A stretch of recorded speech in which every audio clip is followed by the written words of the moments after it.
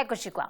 Allora, entriamo subito a bomba, nel merito della prima interviste che adesso faremo, perché ricorre un fine settimana molto interessante con la giornata delle ville venete. È periodica, noi cerchiamo anche di seguirla per rendervi partecipe di una realtà di cui siamo fortunati perché è molto importante, siamo molto ricchi, ce ne sono veramente tante, sono ville venete antiche, un patrimonio culturale inestimabile, però anche un patrimonio economico. Sono ville operative, attive, abitate, abitabili, con varia funzionalità, e nell'occasione della giornata delle ville venete aperte l'associazione Ville Venete organizza anche degli eventi particolari, insomma vuole renderle sempre più vitali, presenti e sentite anche nel territorio da tutti quanti noi, per avere l'opportunità almeno un paio di visitarle, organizzandosi naturalmente per tempo, questo lo diciamo sempre. Per parlare di questo, immancabile la Presidente dell'Associazione Ville Venete, grazie di essere qui con noi,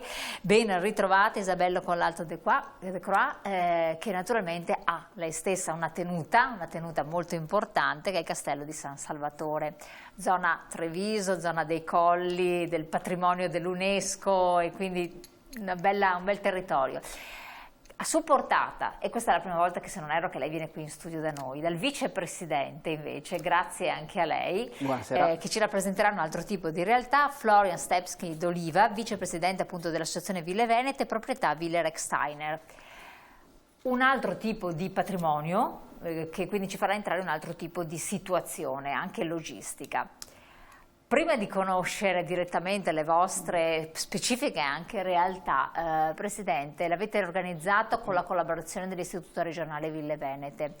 Perché? È il secondo anno che organizziamo questa manifestazione, proprio con la collaborazione e grazie alla collaborazione dell'Istituto regionale per le Ville Venete, a cui siamo molto grati per il fatto che c'è un'ottima collaborazione, e grazie al loro supporto in ogni senso, anche diciamo dal punto di vista della comunicazione, della logistica e di tutto, riusciamo a fare parecchie cose. Noi siamo sostanzialmente, diciamo, il braccio più operativo. L'IRV da quello che è, diciamo, l'ombrello, questa specie di lettere di nobiltà, chiamiamole così, alla nostra manifestazione. Una manifestazione alla quale teniamo moltissimo, proprio perché apre le nostre ville al pubblico, al grande pubblico. Sono 70 le ville che saranno aperte, che sono tante. Riuscire a mettere in rete 70 ville è veramente tanto, che presentano 120 esperienze circa.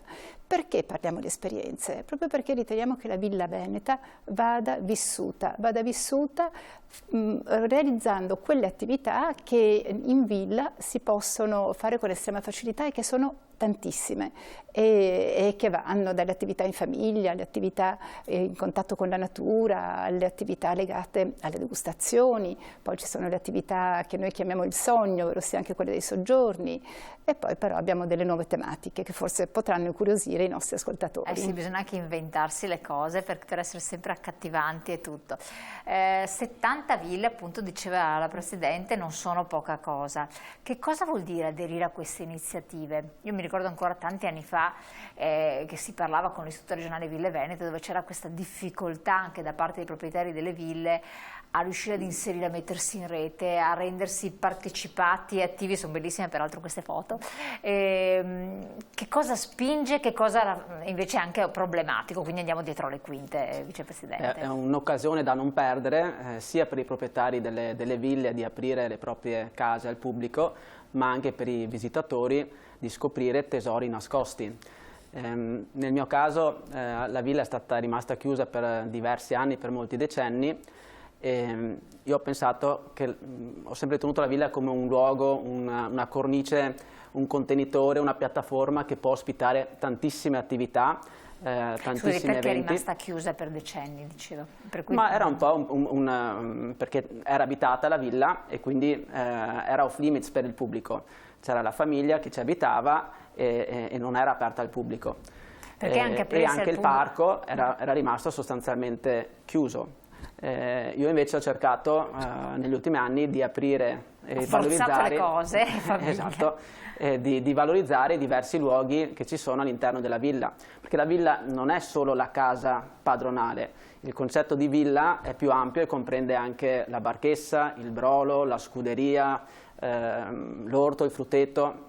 All'interno della villa ci sono diversi spazi e noi abbiamo cercato di valorizzarli, magari cambiando la destinazione d'uso dei singoli spazi, quindi oggigiorno nella barchessa, che una volta era la stalla, ospitiamo eventi, ospitiamo quindi avete matrimoni. fatto anche una ristrutturazione, una rivisitazione abbiamo degli spazi? Fatto, esatto, nella torre Piccionaia, anche questa tipica, un elemento tipico di molte ville venete.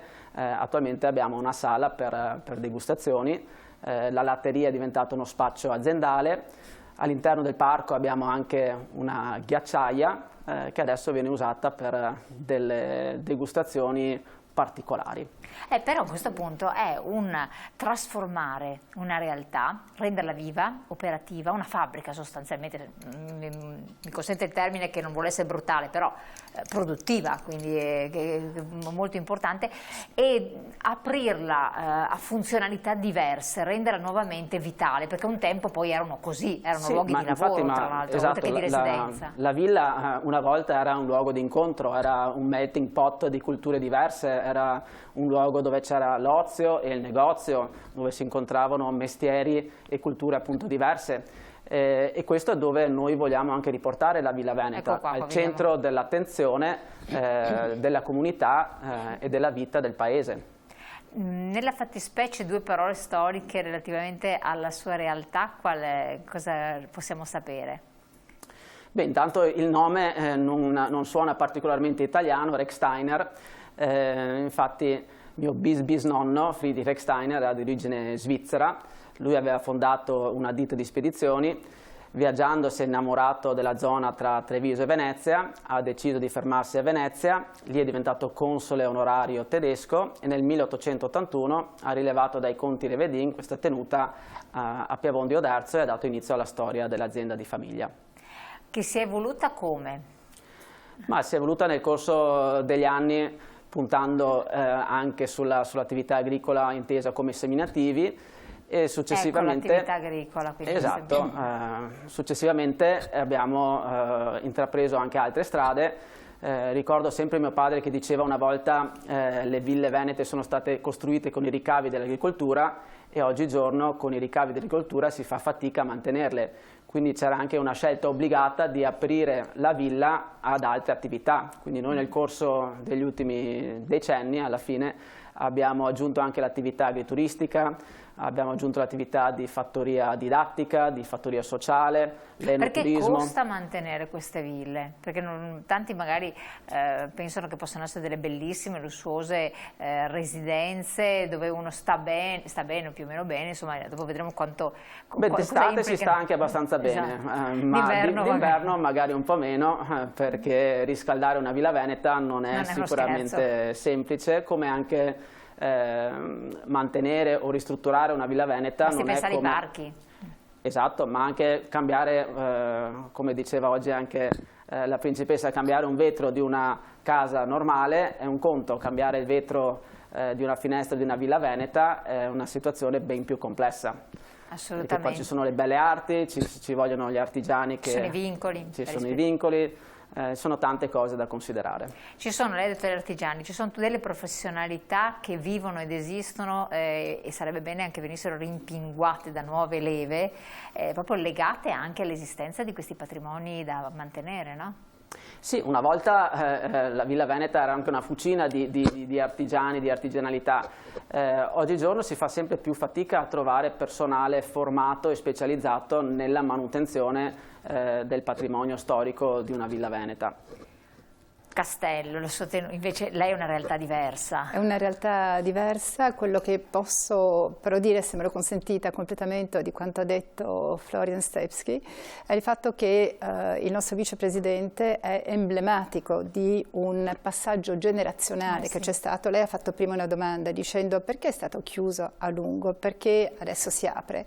In realtà io penso che sia proprio questo un fattore chiave, ovvero sia c'era una generazione ragione per la quale si abitava in villa. Era inconcepibile il fatto che ci fossero delle persone estranee, e dunque la grande novità, il grande coraggio, anche la sfida che questi giovani proprietari coraggiosi, come è il caso di Florian, sta proprio in questo, quello di dire: abbiamo questo bene, dobbiamo farne qualcosa, l'agricoltura ci aiuta ma non ci aiuta del tutto, non è sufficiente, dunque dobbiamo trasformare queste realtà in qualcosa di diverso se vogliamo che sopravvivano.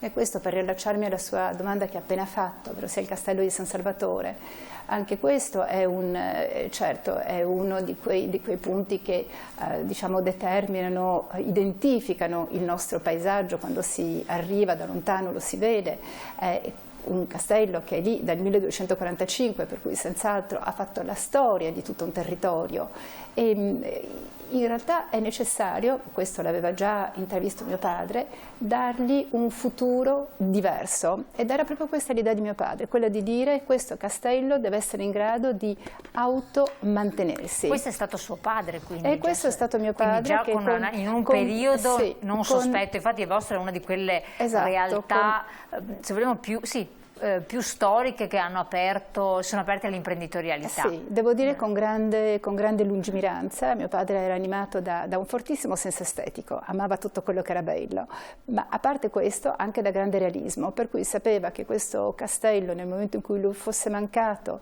in cui si sarebbe aperta una successione fra le sue 5 figlie, sarebbe stato difficile, 5 figlie, sarebbe stato difficile che una di noi potesse conservarlo in qualche modo. Per cui ha avuto quest'idea estremamente lungimirante di fare dei lavori di ristrutturazione, di restauro estremamente necessari, perché è stato pesantemente bombardato durante la Prima Guerra Mondiale, per cui terribilmente distrutto, ferito. Però a partire da tanta distruzione, da tanto dolore, perché poi è qualcosa che ha veramente segnato le popolazioni anche nel territorio, in realtà è riuscito a riportare allo splendore di una volta quantomeno una parte, per cui abbiamo questo connubio assolutamente affascinante di rovine. Ci sono queste rovine che il visitatore ammira con uno spirito del tutto romantico, e d'altra parte però la struttura che vediamo, il Palazzo Bianco, che in realtà consente di organizzare degli eventi, e degli eventi veramente con spazi a disposizione. Il castello è vuoto, non c'è mobilio, non c'è praticamente nulla, proprio perché è stato distrutto durante la guerra, però questo lo rende molto funzionale proprio per l'organizzazione di eventi che vanno dai matrimoni internazionali, ne abbiamo veramente parecchi, e poi ci sono naturalmente tutte quelle attività che possono essere organizzate. Ma volevo chiedere, proprio perché magari le persone sono curiose, voi vivete ancora? Allora, perché è quello che incuriosisce le persone. Assolutamente. Sì. Dunque il castello ha 2 giri di mura. Allora c'è il giro interno con la parte di Palazzo Odoardo, che è quella dove si organizzano gli eventi, delimitata dal ponte levatoio, dunque questa è la parte più interna, che è consacrata solo ed esclusivamente agli eventi, mentre c'è quella parte di borgo che sta tra il primo e il secondo giro di mura.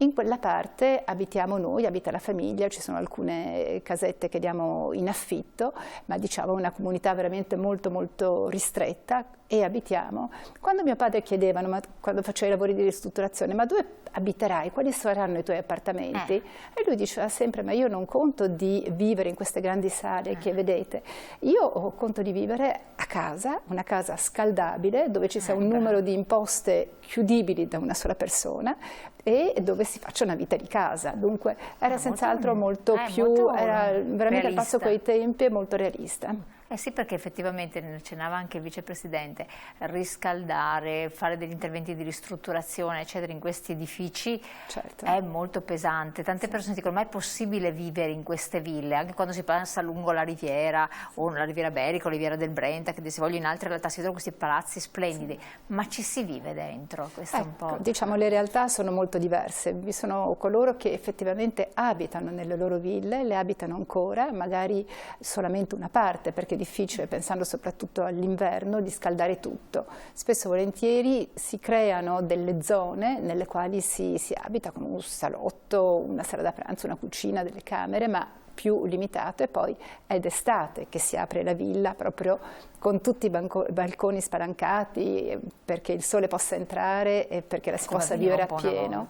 Però diciamo è abbastanza naturale che ci sono dei ragionamenti anche in termini energetici che toccano tutti noi in modo particolare, particolarmente che ha strutture molto grandi con soffitti molto alti, dunque difficili da scaldare, per cui sono abitabili, ci sono delle famiglie che effettivamente le abitano e altre invece vengono utilizzate più come o per l'organizzazione di attività varie, e ce ne sono veramente, l'associazione è formata da tanti soci, abbiamo tante realtà molto diverse e c'è chi abita effettivamente tutto l'anno queste ville, appunto forse riducendo gli spazi vivibili. Prego. Sì, diciamo che storicamente la Villa Veneta è nata anche come una residenza estiva. Infatti stavo pensando come di stare una volta. Quindi d'inverno solitamente rimaneva inabitata.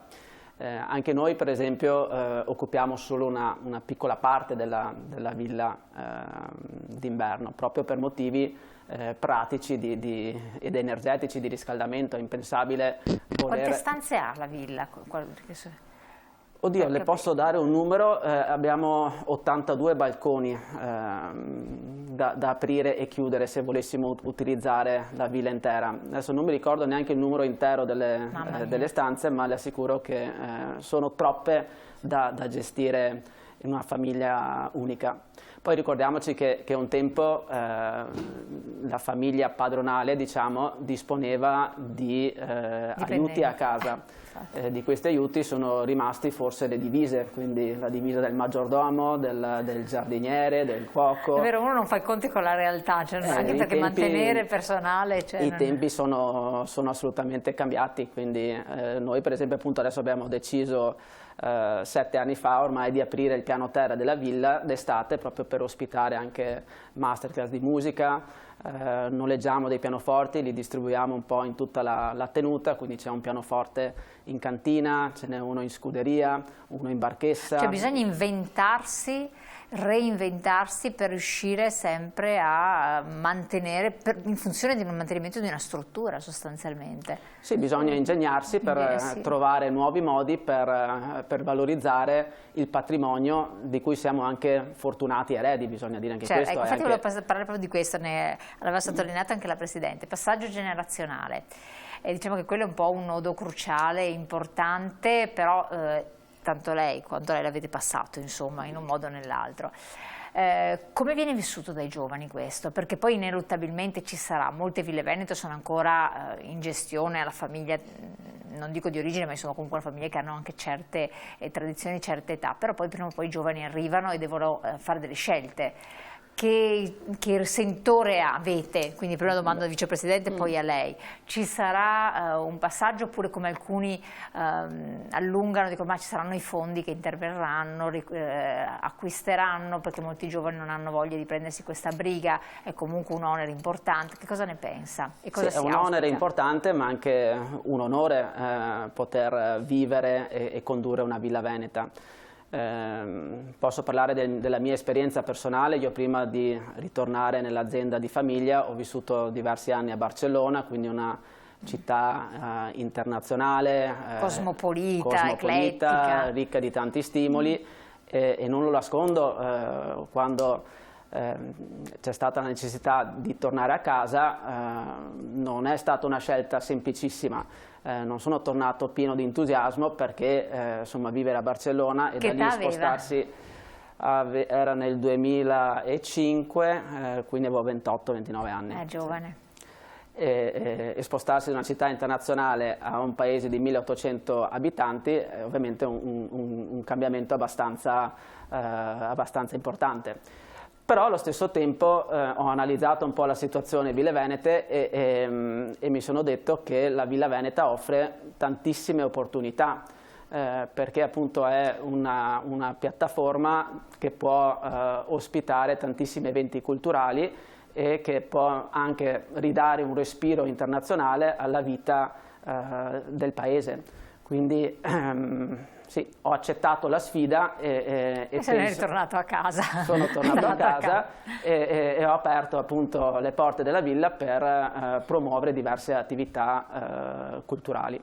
E questo l'invito anche ai giovani di oggi, di non sottovalutare la potenzialità e le opportunità che può offrire una villa veneta, perché è uno spazio alla fine che permette di realizzare tantissimi sogni. Infatti, dopo do la parola anche a lei, Presidente, relativamente a questo aspetto, questo tema, perché è molto interessante. E abbiamo però l'intervallo pubblicitario, quindi restate canale 19, vi aspettiamo, continuiamo a parlare di queste realtà, di questa opportunità che c'è, che esiste, di entrare, curiosare, vivere esperienze nelle nostre bellissime realtà delle ville venete, il weekend del 20 e 21 ottobre, se non erro, come data. Perfetto, tra poco dopo la pubblicità.